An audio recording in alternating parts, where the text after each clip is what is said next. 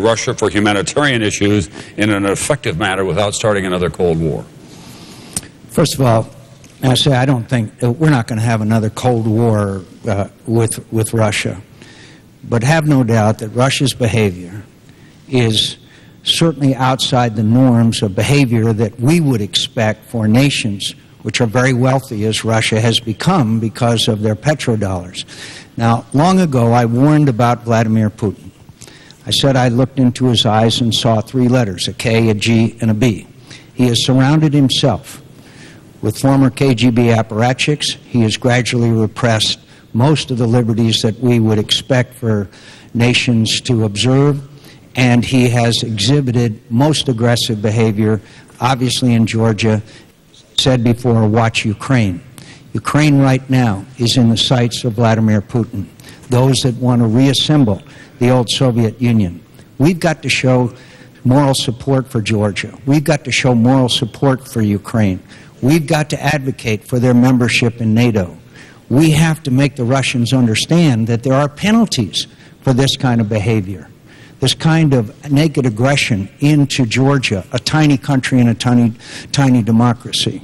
And so, of course, we want to bring international pressures to bear on Russia in hopes that that will modify and eventually change their behavior. Now, the G8 is one of those, but there are many others.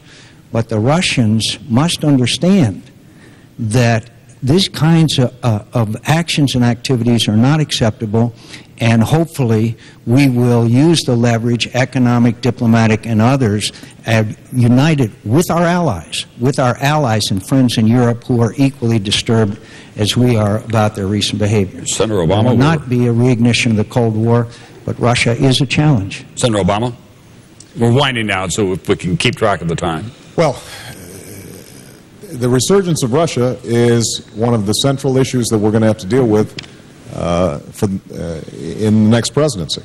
And for the most part, I agree with Senator McCain on many of the steps that have to be taken, but we can't just provide moral support. We've got to provide moral support to the Poles and Estonia and Latvia and all the nations that were former Soviet satellites, but we've also got to provide them with financial and concrete assistance to help rebuild their economies. Georgia, in particular, is now on the brink of enormous economic challenges, and some say that that's what Putin intended in the first place. The other thing we have to do, though, is we've got to see around the corners. We've got to anticipate some of these problems ahead of time. You know, back in April, I put out a statement saying that the situation in Georgia was unsustainable because you had Russian peacekeepers in these territories that were under dispute. And you knew that if the Russians themselves were trying to obtain some of these territories or push back against Georgia, that was not a stable situation. So part of the job of the next commander-in-chief in keeping all of you safe is making sure that we can see some of the 21st century challenges and anticipate them before they happen.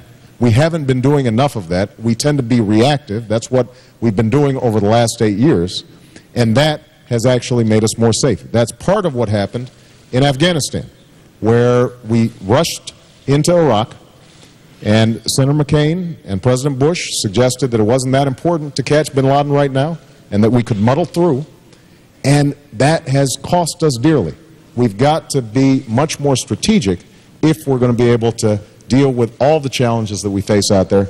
And one last point I want to make about Russia: energy is going to be key in dealing with Russia. If we can reduce our energy consumption, that reduces the amount of petrodollars that they have to make mischief around the world. That will strengthen us and weaken them when it comes to issues like Georgia.